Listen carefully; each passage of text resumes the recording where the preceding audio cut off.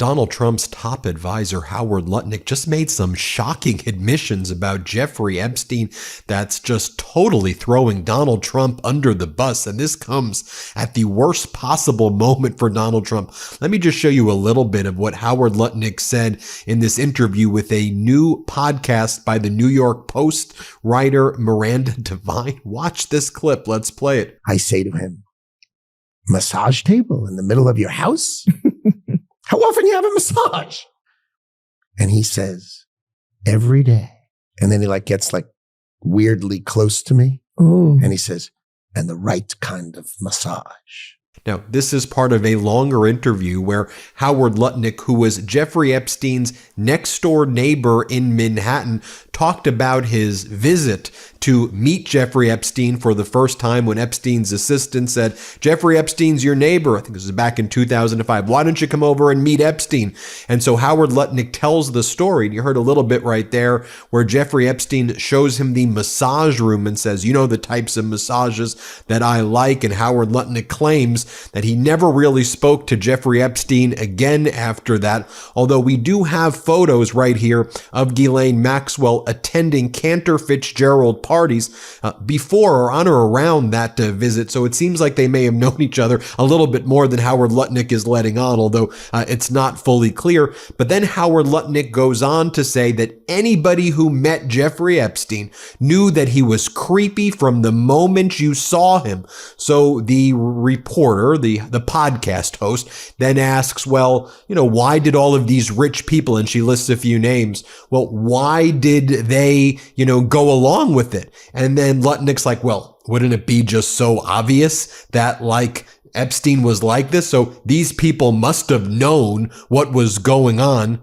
Well, Donald Trump was Epstein's best friend at that time and for decades. So wouldn't it be clear that Donald Trump would have known all of these things, and that Epstein right away when he meets you starts to talk to you about the massage table and things like that, according to Howard Lutnik? So let me break this down, and then I want to share with you a blockbuster report, again from the Wall Street Journal here. They've put out some good reports, and they've been talking about how in their latest report, how Epstein really wasn't blacklisted from Wall Street and banks, and how he was doing deals really up until the time that he was arrested again during that kind of 2018, 2019 arrest. So let me show you this first right here. This is a longer clip. Howard Lutnik talks about what went down when he first met Jeffrey Epstein. Watch this. Let's play it. He was your neighbor for 10 years. How well did you know him? All right. So we are in number 11 and he lives in number 9. Right. So we renovate, we buy our house, and our house is pigeons and mice. Right. Okay, that's it. It was derelict. Right. So we rebuild our house. We move in 2005. Okay. Jeffrey Epstein is arrested in 2008, I think, or something like that. Right. So knock on the door. His assistant on a Saturday says, Mr. Epstein, your neighbor would like to invite you over for coffee. So my wife and I go next door. You know, we walk the 7 steps, yes, right, to the next house for coffee. We share a wall, right. So it's in New York City. So he invites us in. We have coffee in this, and he says, "Do you want a tour?" We said, "Great." Interesting. He's got a really big house. Every room you went into? He's got. Well, I'll tell you. So his house is super big, really wide, and so he gives me a tour in the living room, big living room, and then across from it is double doors. I assume it's the dining room. Yeah. And he opens the doors, and there's a massage table in the middle of the room. Ooh. And candles all around and stuff. So I ask very insightful, cutting questions. I say to him, massage table in the middle of your house? How often you have a massage? And he says, every day. And then he gets weirdly close to me. Ooh. And he says, and the right kind of massage. Ooh. Now my wife is standing here. So she looks at me and I look at her and we say, I'm sorry, we have to go. And we left. And in the 6 or 8 steps it takes to get from his house to my house, my wife and I decided that I will never be in the room with that disgusting person ever again. Really? So I was never in the room with him socially, for business, or for even philanthropy. If that guy was there, I wasn't going because he's gross. Oh. Okay, then in this next clip right here, you have Howard Lutnik again saying that Epstein was gross right away. It was obvious right away. And then Miranda Devine, the host, says, but what about this rich person, that rich person? And he's like, they knew. That's how Epstein made his money. He would videotape the people and then he would blackmail them. He was a world-class blackmailer. How else do you think he got the sweetheart deal in 2008? And then she goes and asks him, well, but what about Donald Trump? Like, have you talked to Donald Trump about this? And Lutnik goes, no, I mean, he knows the whole story. Trump knows the whole story. I was one and done with this guy. Trump was not one and done with this guy. So watch here what Howard Lutnik says. This is unbelievable. Here, play this clip. I mean, that's an incredible story that you could pick up that he was a pervert. It's gross. The guy's gross. Right with my wife. Like, he's gross. The guy's gross. This was not, the deep nuance of Howard Lutnik. This guy's gross. Right. So how come Bill Gates and all these other people could hang around him and not see what you saw? Or did they see it and ignore it? Or No, they participated. Right. That's what his MO was, get a massage. And what happened in that massage room, I assume, was on video. This guy was the greatest blackmailer ever. Blackmailed people. That's how he had money.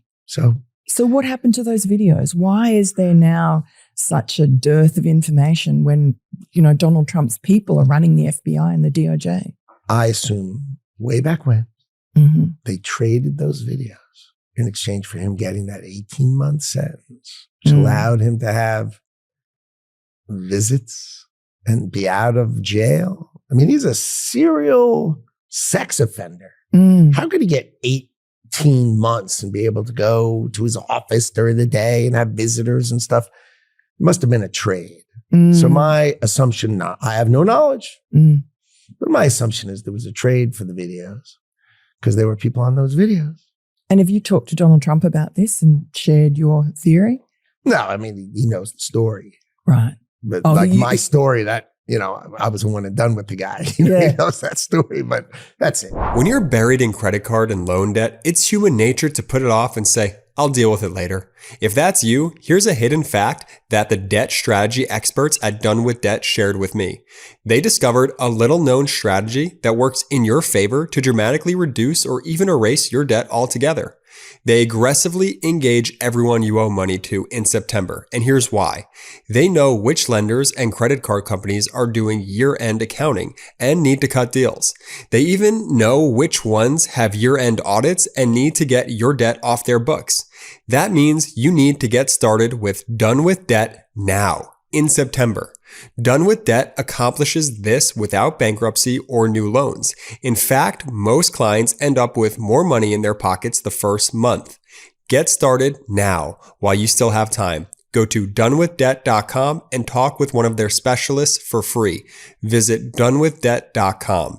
donewithdebt.com. And folks, this comes at a time that many people are also calling the Trump government shutdown the Trump Jeffrey Epstein shutdown, because one of the reasons that Donald Trump ordered MAGA Mike Johnson, the Republican Speaker of the House, to order all the MAGA Republicans not even to show up to work, right? They didn't show up to Congress, the Republicans, on Monday or Tuesday or Wednesday, the key days, the day of the shutdown and the days leading up to the shutdown, because if Congress were to be in session, then MAGA Mike Johnson would have to swear in Congresswoman-elect Adelita Grijalva from Arizona's 7th Congressional District, who won by over 45 points in her special election last week, because she would be the 218th signature for that discharge petition, which would then force a vote to release the Epstein files. So one of the reasons that Donald Trump wants this government shutdown and MAGA Mike is not calling members of Congress in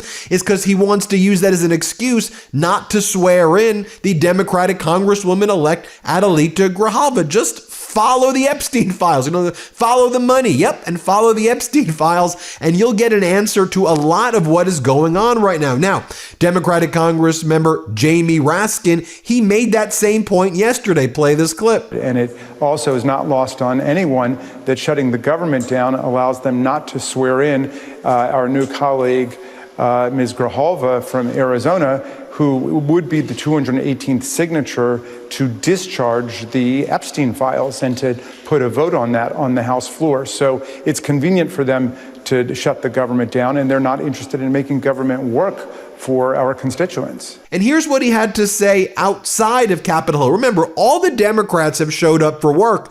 No Republicans are there. Just the Democrats are working. Here, play this clip. And we demand complete accountability.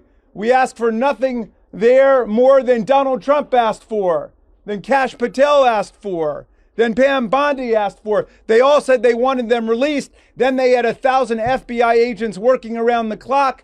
And guess what they saw? Donald Trump's name apparently all over the files. And they came back and said, nothing to see here. We're going to sweep it under the rug. Call off the talking points, everybody. Now we want to cover up the Epstein files. We're not going to allow them to do that. When we get back to work, we're going to reopen the government. We are going to resume health care for the American people, and we're going to release the Epstein files. Meanwhile, the House Oversight Democrats posted the following image right there, right in front of Speaker of the House Mike Johnson's office. It's a photo of Donald Trump and Jeffrey Epstein right there. Let's take a look right here at this Wall Street Journal article, because I thought they broke a really powerful story here, and they've been doing a good job breaking these stories. So the story right here by the Wall Street Journal is called the following: the Wall Street firms that kept ties with Jeffrey Epstein until the end. From TD Bank to Honeycomb Partners, several hedge funds and banks were linked to the wealthy sex offender. Jeffrey Epstein never got kicked out of Wall Street's VIP club. Epstein's banking and investment activities in the years before his 2019 death were more widespread than previously known, including accounts at several banks as well as large transactions with well-known hedge funds, according to documents reviewed by the Wall Street Journal and people familiar with the matter. Epstein's estate has turned over to Congress a list of more than 20 banks that held accounts for Epstein and entities related to him, according to people familiar with the matter. The House Oversight Committee is expected to subpoena banks for their records, some of the people said. Epstein or Epstein-related entities had accounts with several of those banks in his later years, including Wells Fargo, TD Bank, and First Bank Puerto Rico, according to these people. JP Morgan Chase has said it closed Epstein's accounts in 2013. Deutsche Bank said it cut him off in 2018. To date, JP Morgan and Deutsche Bank are the only banks that have been scrutinized by regulators and sued by victims over their ties to Epstein. The documents reviewed by the Wall Street Journal show that in the years before he died, Epstein moved at least $60 million into Honeycomb Partners, an investment fund, received $13.5 million from a hedge fund run by Paul Tudor Jones, and sold $15 million worth of private company shares to crypto investor Blockchain Capital. And again, you see massive movements of money, moving $60 million to Honeycomb Partners between 2016 and 2019. It says the firm is run by David Feisel, who was a star portfolio manager at Steve Cohen's Point72 hedge fund before he left in 2025. Feisel recently told clients that he was returning their money, saying he saw fewer investment opportunities. And then Honeycomb claims that they notified U.S. authorities 6 years ago that trusts affiliated with Epstein had invested in the fund, immediately instructed their redemption, and kept the government informed so that assets could be seized for the benefit of victims. No one at Honeycomb ever had any personal or professional relationships with him, is what they said, and all the others are denying, any wrongdoing as well. So we have that going on. And then I'll just leave you with Congresswoman Adelita Grijalva, who's just standing outside of the Capitol right now, ready to be sworn in, ready to represent Arizona's 7th Congressional District, but MAGA Mike Johnson's refusing to swear her in. Watch what she says. Let's play it. It is day 2 here in DC. Look at me. I'm surrounded by all of this beautiful these beautiful structures, these beautiful people, all here to work. And am I sworn in yet? No. Do I know when I'm going to get sworn in? No. Speaker Johnson has left the building. And unfortunately, what that means for us is Southern Arizona does not have a voice here to advocate for you. You also don't have services in district. I need to get sworn in order for that to happen. Every day that I am here without being sworn in, Southern Arizona loses. Reach out to Speaker Johnson. Let him know that I need to get sworn in. Well, there you have it, folks. Powerful stuff right there. And you heard right there what Howard Lutnik, the Commerce Secretary, had to say about Donald Trump. Lutnik goes, I'm one and done with the guy. But Donald Trump, I can't speak for him, but it was obvious to me the guy was a creep. Huh. Interesting. Tell me what you think in the comments below. Share this video far and wide. Hit subscribe to the MeidasTouch YouTube channel. Let's keep reporting on the truth. Thanks for watching. Love this video? Support independent media and unlock exclusive content, ad-free videos, and custom emojis by becoming a paid member of our YouTube channel today. You can also gift memberships to others. Let's keep growing together.